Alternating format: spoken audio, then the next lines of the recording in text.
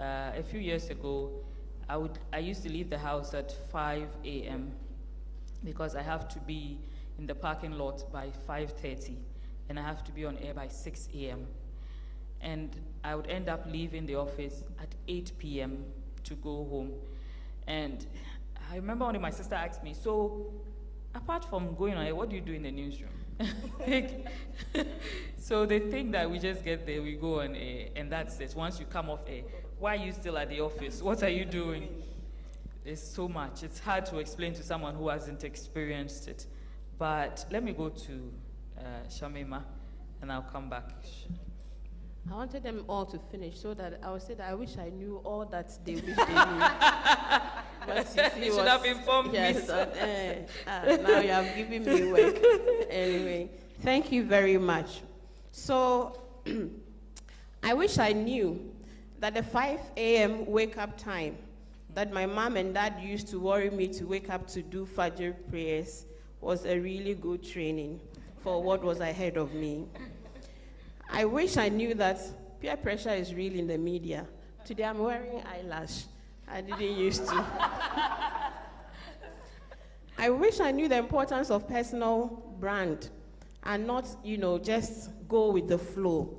Because indeed, appearance matter, and people make a lot of opinions and judgments based on what they see the first time before you get the chance to prove to them. I wish I knew what people meant when they say that you don't sound like a Northerner. You don't look like a Northerner. Are you sure you're a Muslim? All because they hadn't seen a bad-ass Northern girl do her job and do it really well. You can clap for that. Is that 5? 4. Okay, I wish I knew the power of adaptability.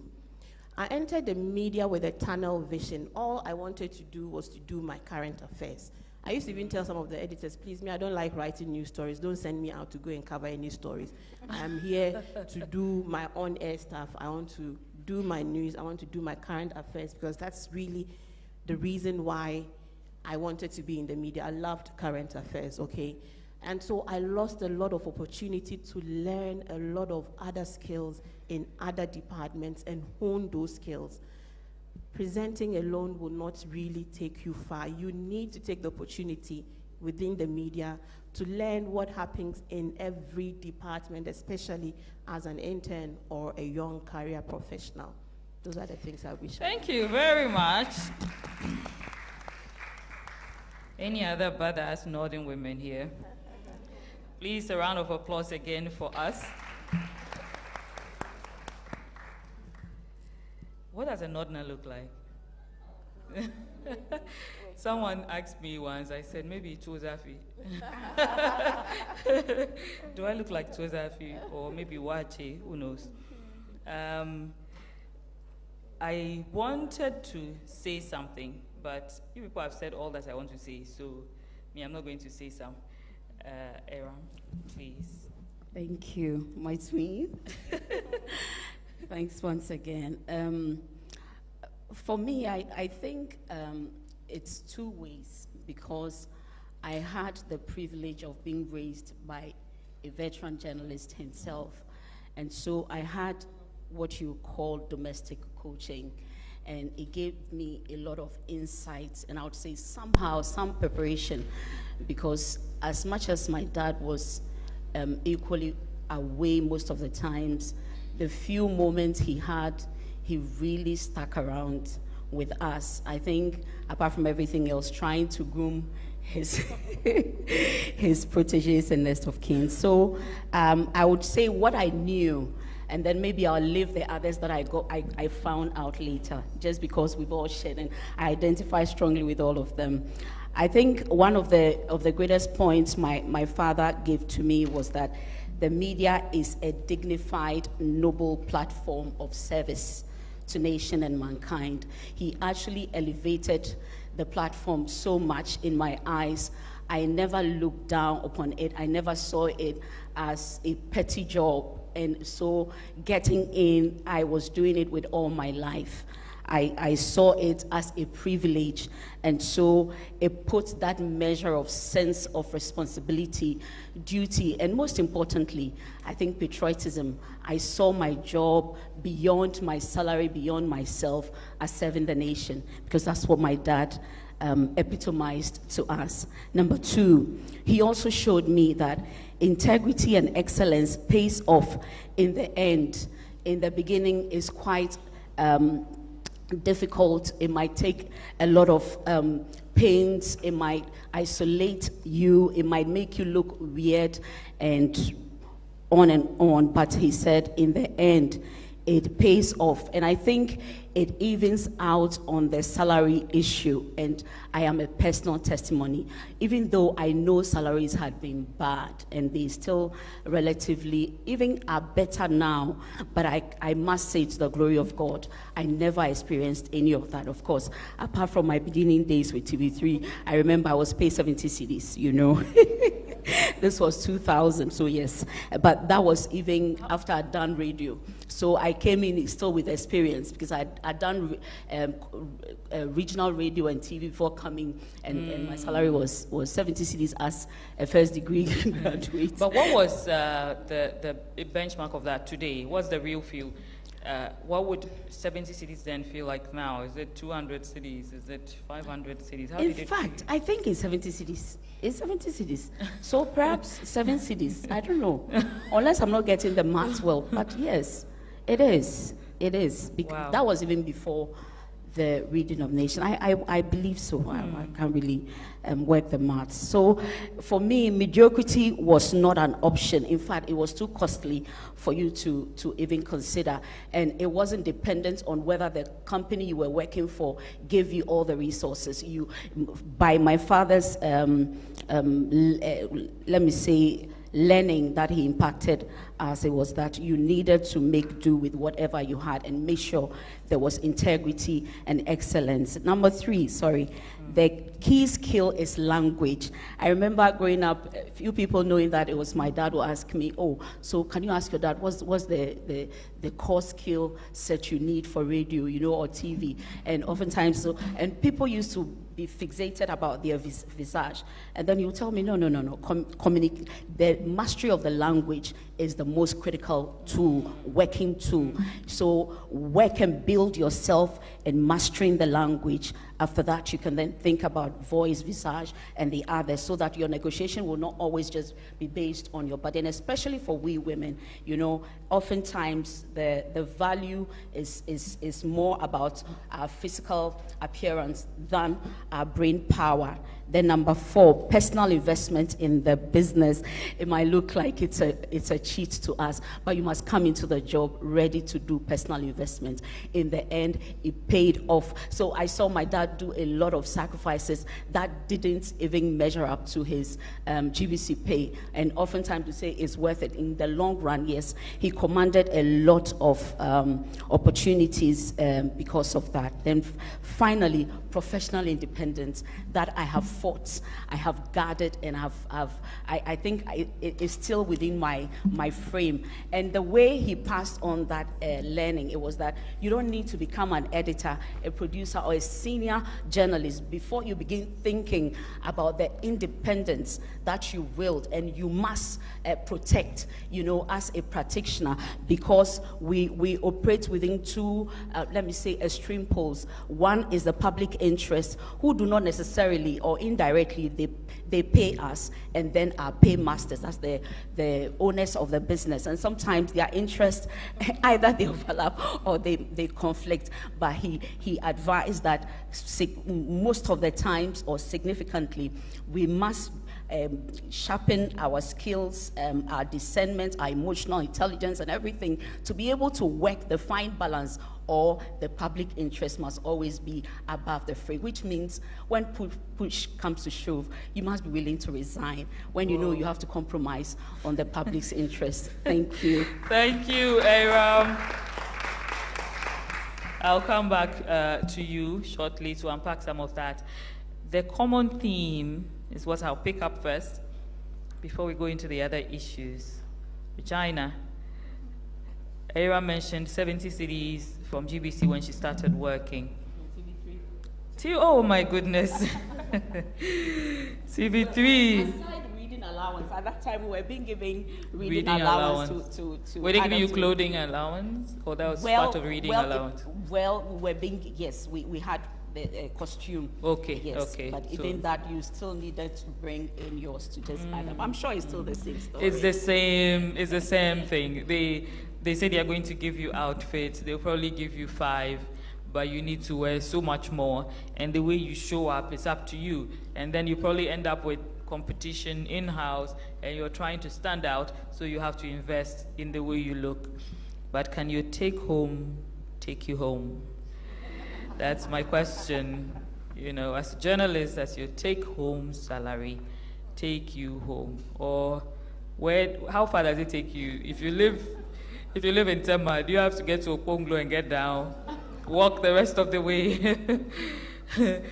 And if it doesn't take you home, how do you make up for what you don't have?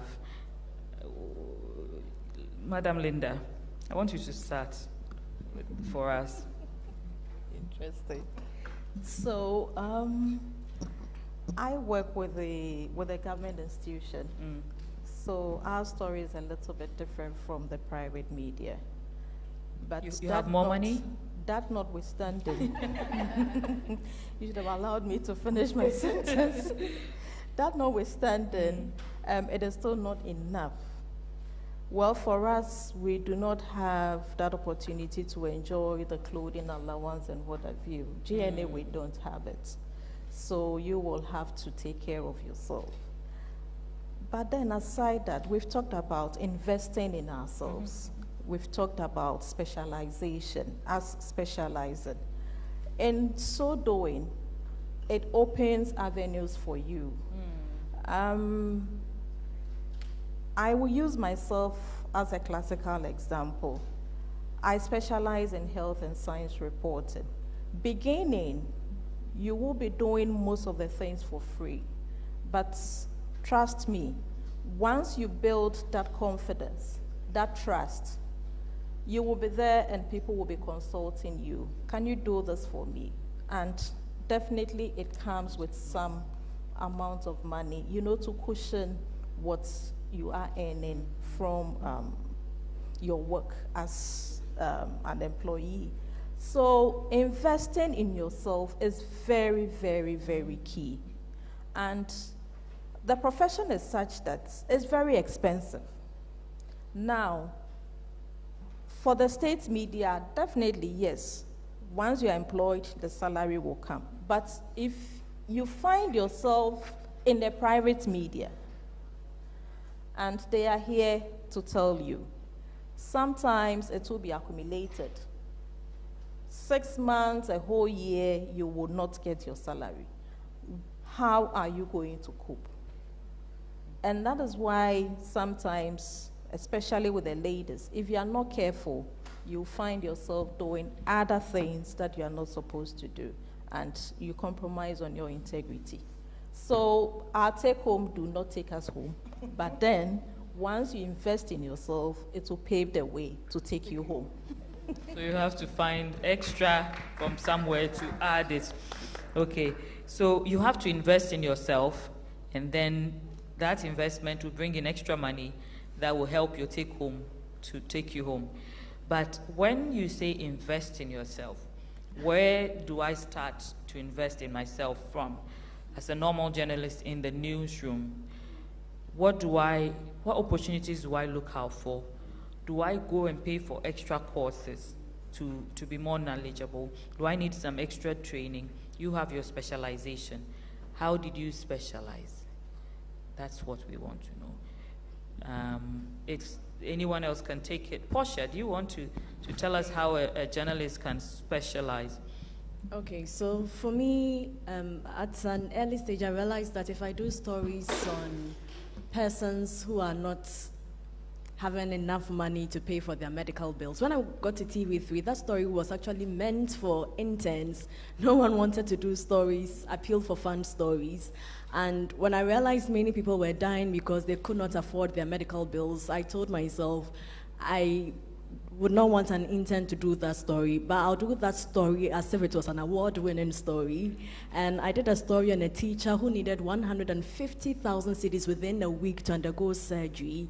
And doing that story, within 4 days, she had that amount of money, and she's undergone that surgery, and she's gone back to the classroom, and she's teaching.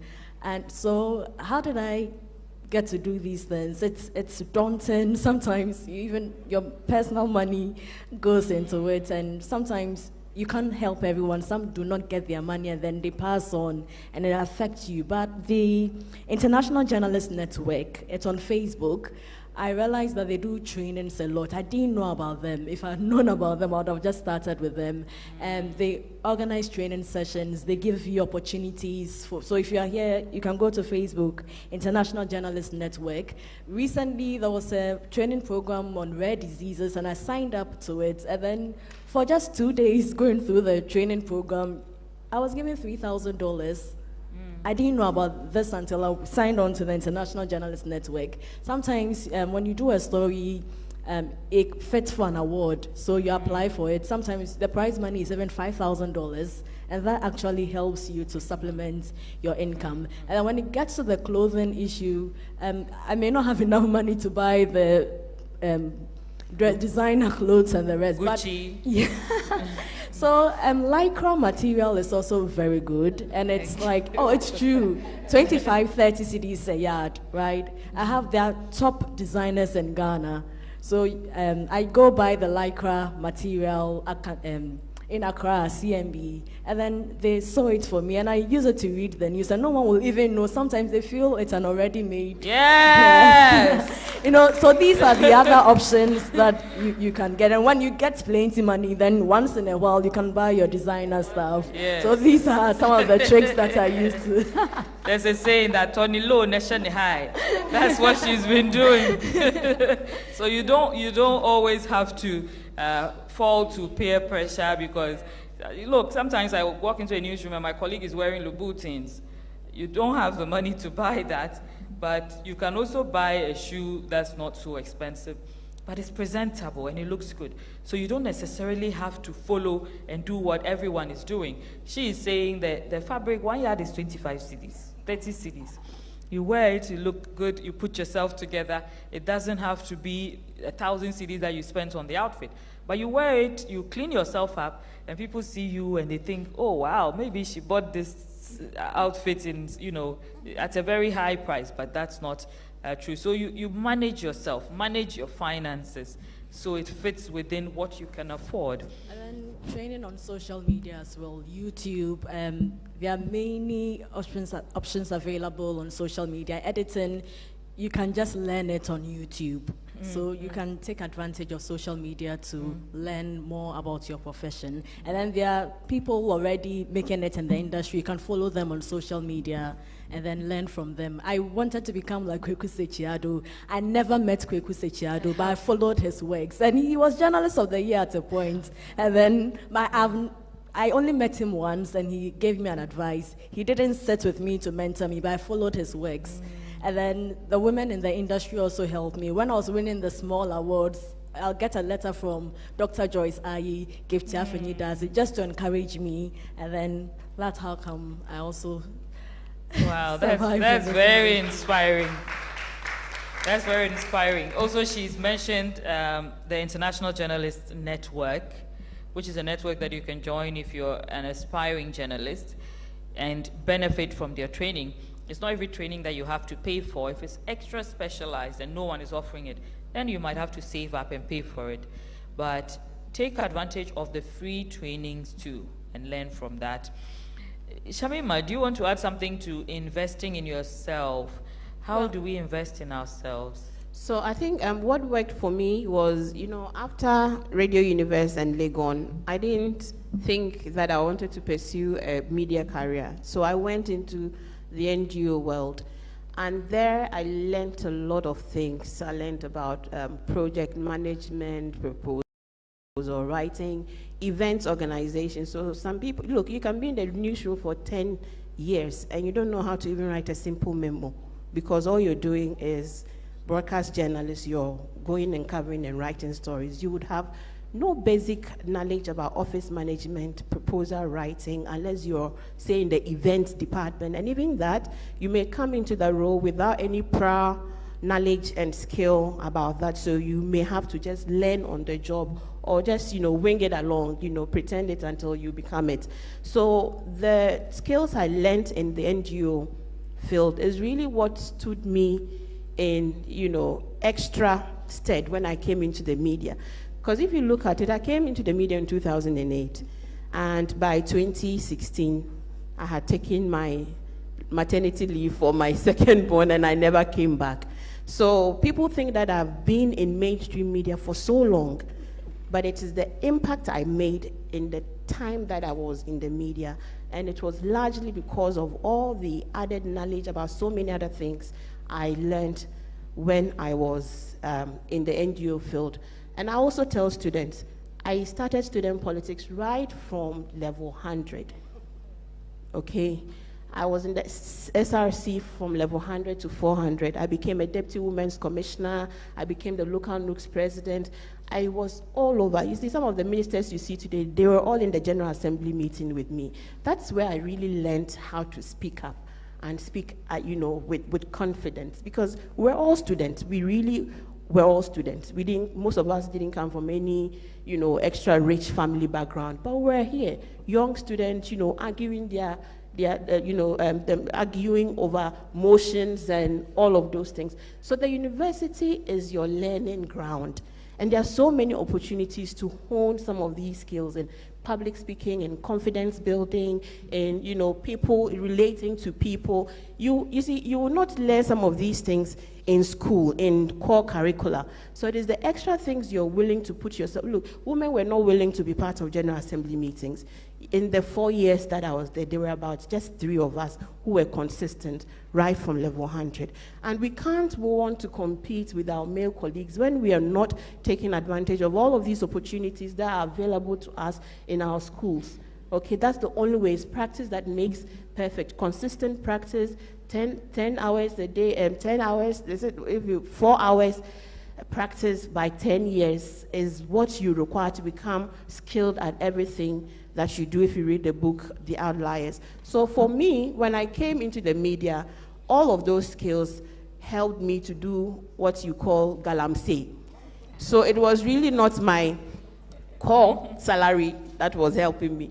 I was doing MCing, I was moderating. You've seen me in facilitation programs. Yes. I learned how to, 1 year I was learning facilitation skills from the Frederick Ebert Foundation. 1 year, every other weekend, whilst my colleagues were sleeping, I was journeying from Legon to their office at Osu.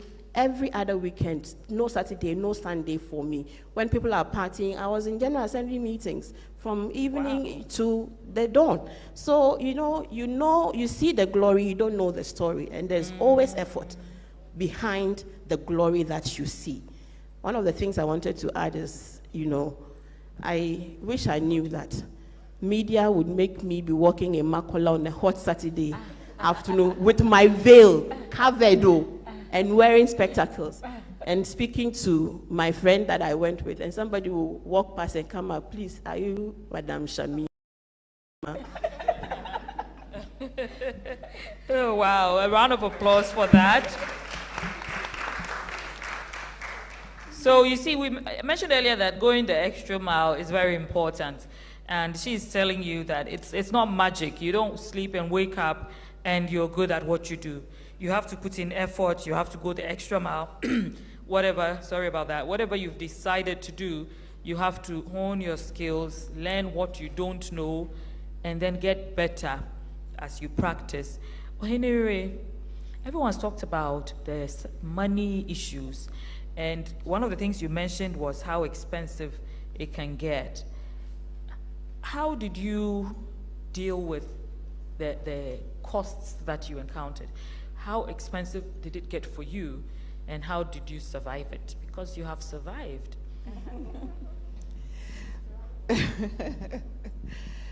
Well, well, I guess I'm the senior most among you all. So some of the things you were talking about, when my time, there was nothing like social media.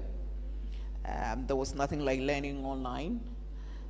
But one of the things I brag about is that I'm one news presenter who's traveled the length and breadth of this country, every corner, and I have the scars to show for it. So I don't hide the scars on my legs. I started in 1996 as an intern, and then started working full-time in 1997. Yes, most of you were not born, that's fine.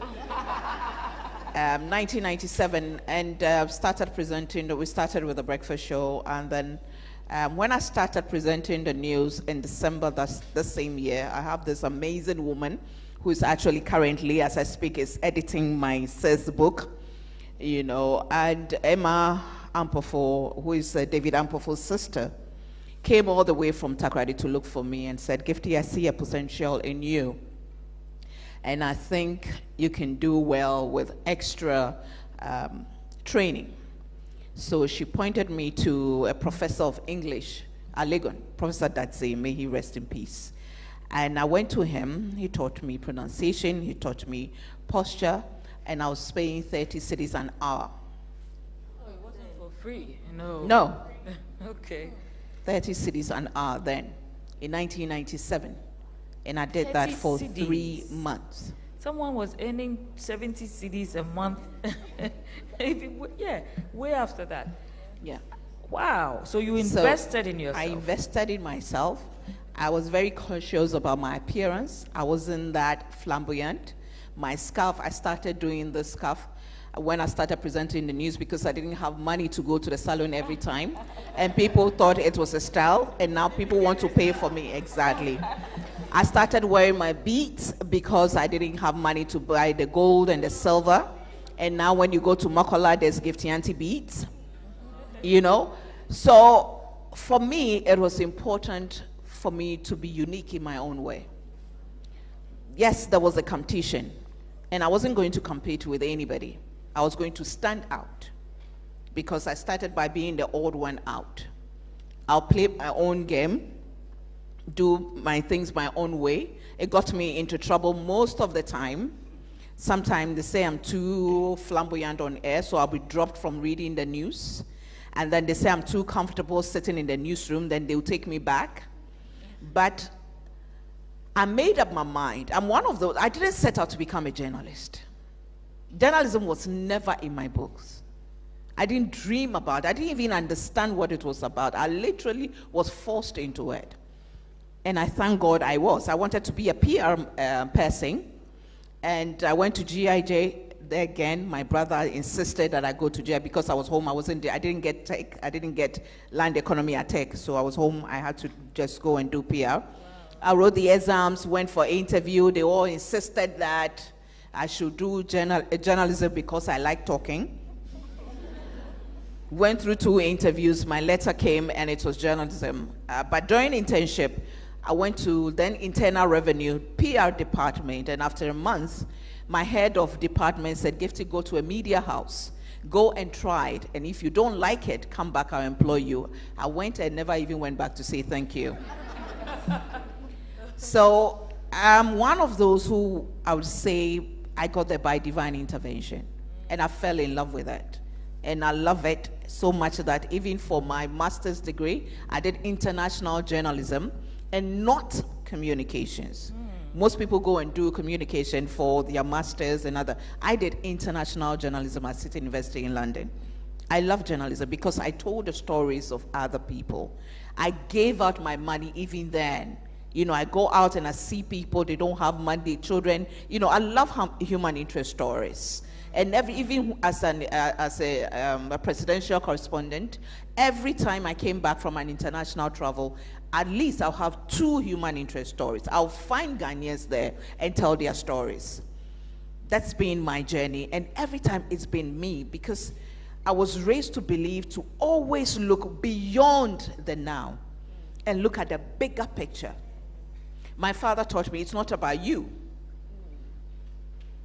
He always says it's not for your goods, but for your good. Okay. The good of humanity. So I always saw the bigger picture. If you ask me where I am today, I don't know how I got here. But then every time I thought about adding value to myself. And that's what I want the young people here to understand. You consistently have to add value to yourself. You don't get settled because suddenly you become Gifty Auntie. Everybody is mentioning your name. I mean, I was part of the first ever morning show on TV in Ghana. So the name was there. Yeah, the insults were there, the name calling, the stigma, everything. But I was Gifty Auntie. But then I didn't rest then. I consistently added value. I went back to school. I explored, did different things. And now I run my own talk show program. This year is the 15th year. Wow. 15th year of the Standpoint. And it takes a lot of sacrifice. The whole of last year, I didn't get sponsorship. I sponsored the Standpoint. I funded the Standpoint from selling my books, from my speaking engagement, because I'm passionate about women empowerment. The Standpoint is like a sacrificial platform that I put on. The crew, everybody, I mean, my studio, and thank God when I had money then, what I did was I rented a story. Is it one story really? Yeah. 2 studios kind of. Now, what I've done is I've rented the studio upstairs to a media house, and they use it, and it's become butter. So they show my program, and they get to use the studio. At the time when I was investing in that, I didn't know how beneficial it was going to be, how it was going to save me.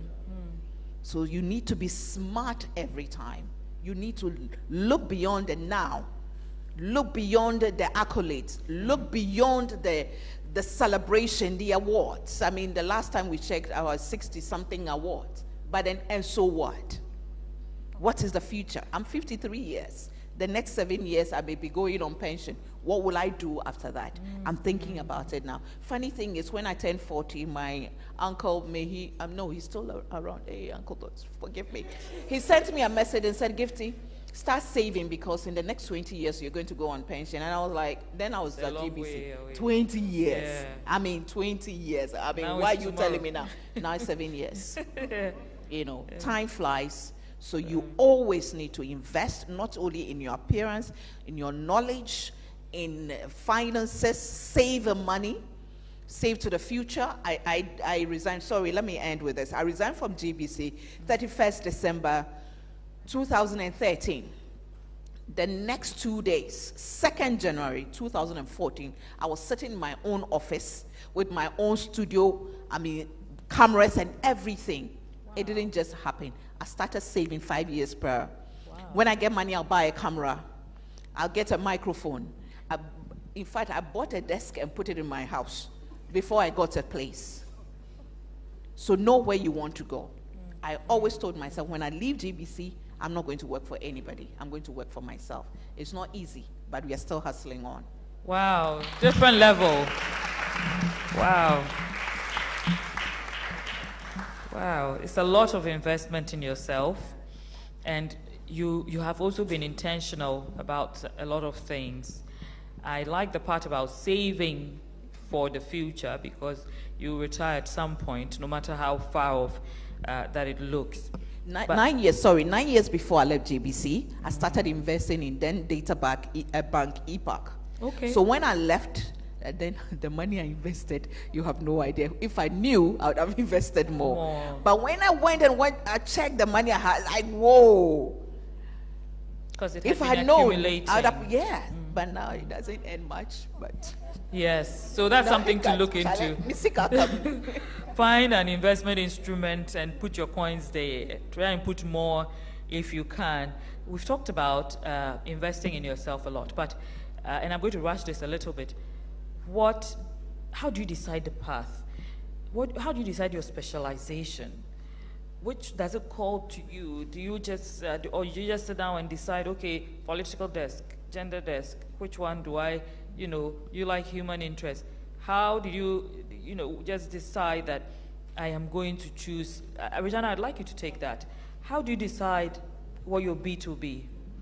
All right, so before I touch on how do you decide, a quick one on the investing in yourself. I would want to add, we have a lot of student journalists here. One quick way to invest in yourself is that immediately you find yourself in a newsroom as an intern. Use your time as your investment. Some of you are I don't know where they are going to. 5 o'clock, they want to go home. You are an intern, and you want to close 5 o'clock in a newsroom. You see them trying to spy and see who is coming, and they are running away. When you find yourself in a newsroom or even in a media house, that is your investment. Look, move around from the graphic department to the visual, wherever you think you can learn something, start from there. That is how you will learn. Because I got my first job because when I went on internship, I did so well to the extent that when they called all of us before we resumed school, they were like, when you vacate or weekend, can you come back to work? That is how I had my first appointment. And so from GIJ, I went to GIJ 2008. I'm that young. So I started working right from school. Until date, I'm still working. But we have other colleagues that after school, they are there, and some have not started. Some will see me and ask, you rose so quick to the news editor position. How did it happen? It is hard work from the beginning and investing my time as a student journalist. And also, how do you determine your beat? So, journalism is a lifestyle, and then you have the passion. When you enter the newsroom, aside you seeing you'll be doing the general stories. You are an intern. You will not have the luxury of saying, this is what I want to do. You get pushed around to do a lot of things. But as you do a lot of things, you realize that there's something that really resonates with you. There's something you really want to do. That is how you identify it. And then you get close to a senior colleague to guide you. I started doing a lot of stories. I've done business, I've done health, I don't know which bits I didn't do. I did all. But as I moved along, I realized I had a passion for reporting human interest story. Even within the human interest story, I identified children, and then I identified women. Even with children, we have children with disability. There are lots of categories as you narrow it down. But then I identified children, and as I move the ladder, I'm a news editor. Portia talked about taking advantage of opportunities. So GJA sent a call for stories and everything, and they published one. I shared it to all the journalists in my department. I'm their head of news. Then I was like, this is about you writing for children. I always edit their stories, but you see, going the extra mile, I decided to apply for it, go through the training, and then I decided to do a story.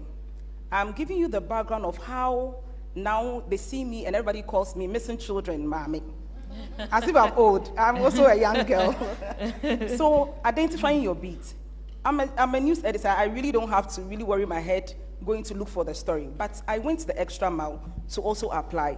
I set out to do a story about child protection, and I got the information about over 30 missing children that have been kept in an orphanage. Some had been there for over 10 years, and there was no trace as to how to find their families. If I had sat in my office as the boss and not even gone the extra mile to apply and then decide to follow up and do stories, today I have reunited over 180 missing children with their families as I sit here. And this is because I went an extra mile as a journalist. So you identify that it's different just identifying it and different pushing and going for it. You will invest in it. In various newsrooms, you go for the story goes on air, it's explosive, everyone is happy, they are congratulating you. It doesn't end there. The follow-up speaks for itself.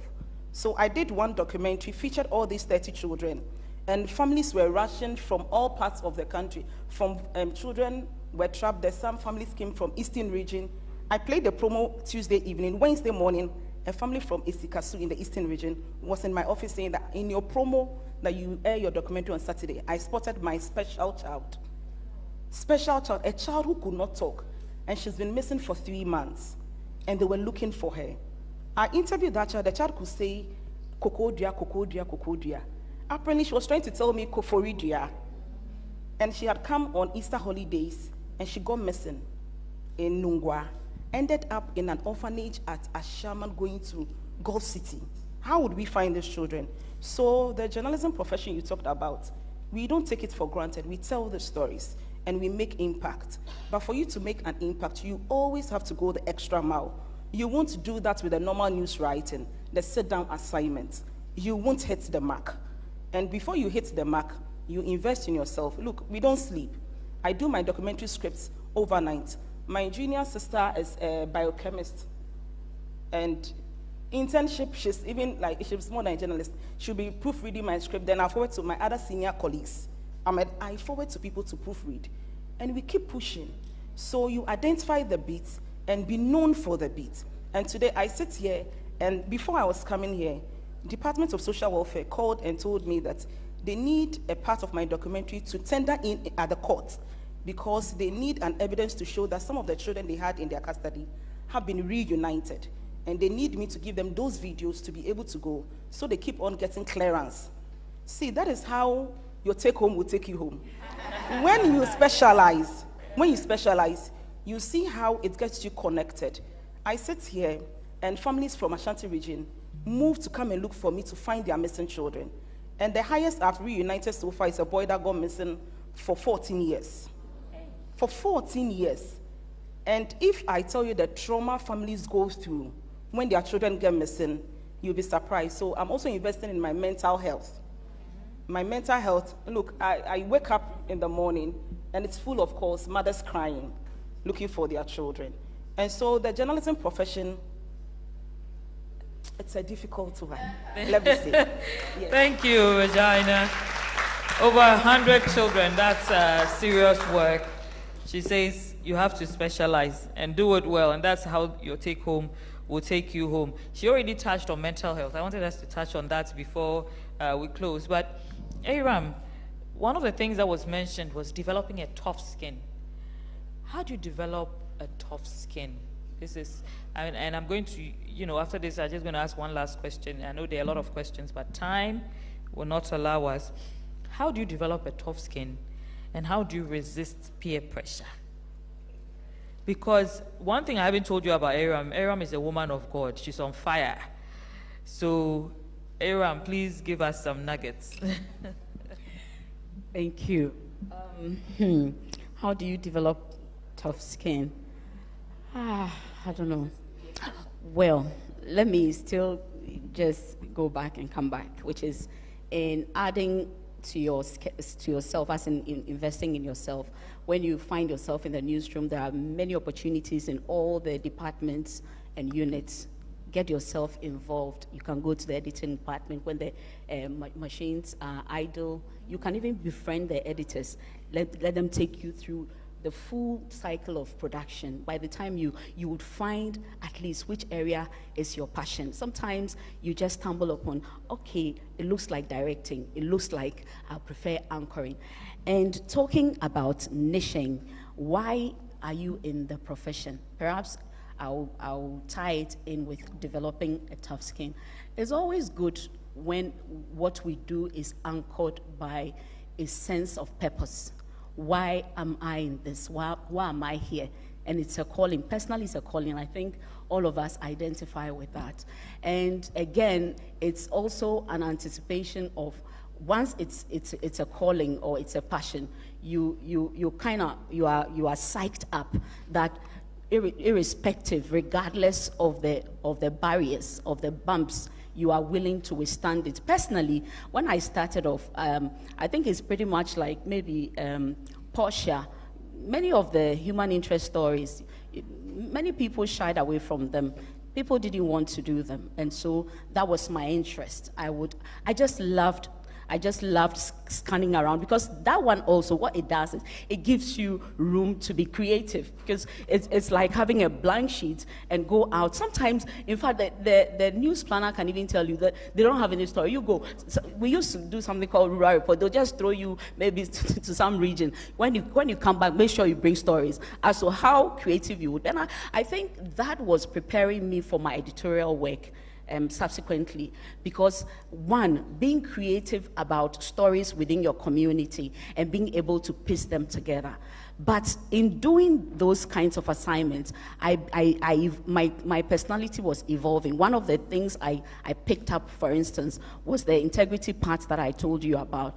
I didn't want to do anything to do with Solly, simply because my father had told me about what it does to our integrity, our value, and our reputation in the eyes of the community we served. And so it made me notorious. It got to a point, most of my crew, they didn't want to go out with me, because I was the guy that when we went out, I'm likely, in fact, I won't pick it, and I'll go beyond that and say, we are not taking it. And I was depriving the driver, I was depriving the technical crew, and they didn't like it.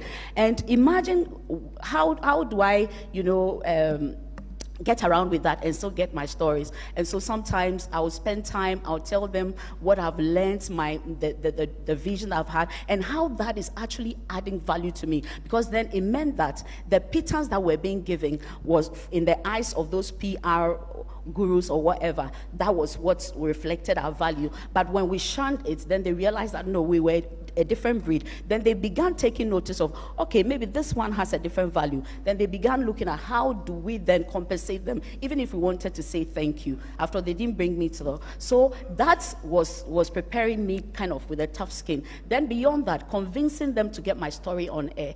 So I think one of the things I did was developing persuasive skills. I think that also helped me with developing the tough skins. But for those naysayers that are determined to pull you down, to either cast you away or to frustrate your work, oh my God. I mean, you need to also anchor yourself in your faith, and I believe we all are people of faith.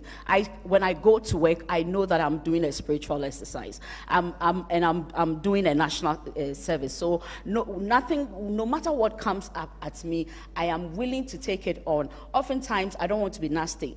I don't know whether it has been a weakness, because it's made me suffer a lot of injustice without having to respond, and it looks like I look weak or whatever.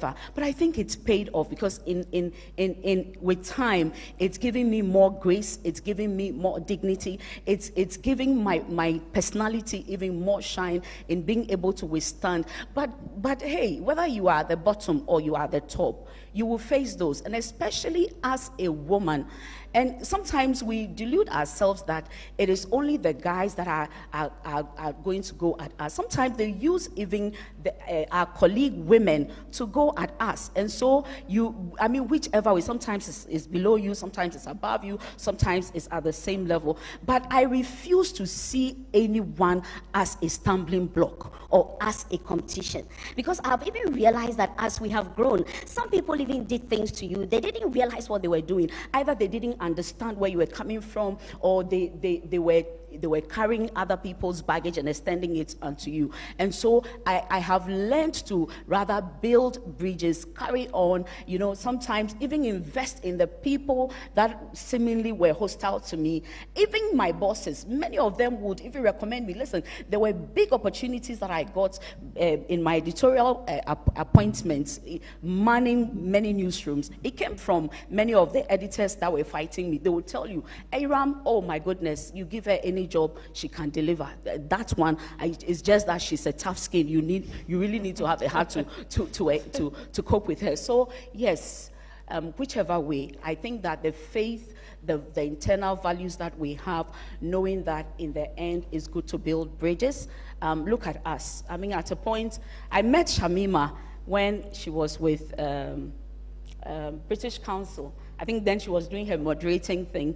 We connected, and then she got back into City FM. I think at that point, I had also moved on to multimedia.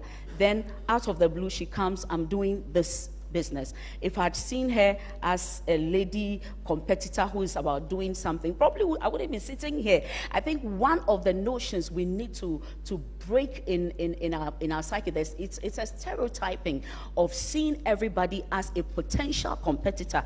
It might even be they are, but let's begin to see ourselves as allies. Let's use our enemies for our good. It is very possible. Right. Yeah. Perceived enemies. Yeah. It's very possible. I believe so. Yeah. Use your enemies for your good. I think from every encounter, there's a lot to learn from. I want us to go on with this segment, but we don't have much time. So I'm just going to ask one last question and have a minute each from, I'll get 3 people to weigh in.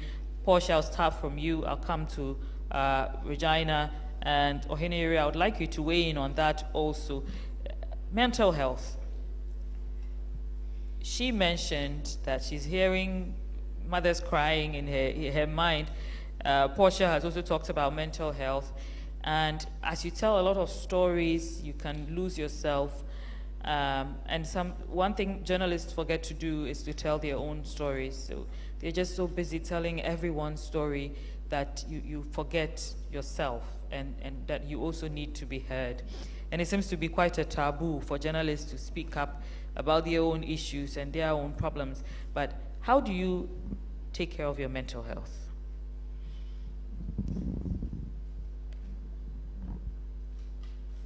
All right, thank you, Non. All right, so for me... 1 minute, please. Yeah. 1 minute? Yes. All right, so what I do is that I've learned to take breaks for myself. I take breaks. So when I am exhausted, I will not even pick the calls. I won't pick calls. I take a break from the work. And then I can decide that, especially for the Missing Children documentary series I run, I will tell myself that all calls should go to my assistant. She's not here. She's doing an amazing work. I take breaks. Aside those who are psychologists. And so some of the issues, I pass them on. They are child psychologists.